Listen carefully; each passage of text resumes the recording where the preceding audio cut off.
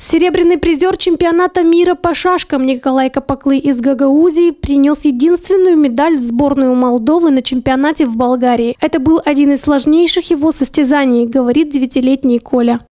Тренер научил меня играть. Я очень рад, что он научил. Ему большое спасибо. И спасибо, что вложили труд тоже, что помогали во всяких поездках. Мама с папой. Исходя из результатов прошлого года, а в прошлом году Николай Капаклы стал 6-м на чемпионате Европы, мы были уверены, что медаль будет за нами. Борьба была очень жестокой. В 5-м туре наш шахматист играл с чемпионом Европы этого года Никитой Волковым из Москвы. Однако наш игрок не сильно ему уступал, подчеркнул тренер Андрей Чешмеджи. Упорная борьба, первая партия ничья.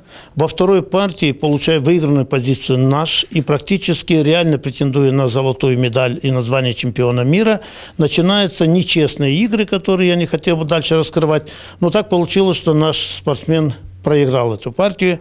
И в итоге, в оставшихся турах, выигрывая оба этих спортсмена, в итоге наш прославленный Капаклы Николай, это будущая звезда не только молдавского, но и всемирного масштаба, значит, завоевал серебряную медаль. Коля занимается шашками еще с детского сада, уже на протяжении 5 лет. Упорные тренировки и талант сделали свое дело. Он любит играть и в шашки, и в шахматы, и считает этот вид спорта очень полезным.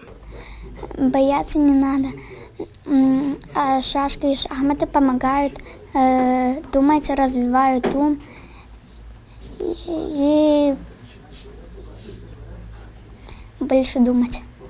К сожалению, государство мало чем помогает при таких далеких поездках. Практически каждый выезд на чемпионат мира или Европы нас финансируют или депутаты, или предприниматели. А хотелось бы, чтобы и государство мотивировало таких талантливых ребят, отметил тренер Андрей Чешмеджи.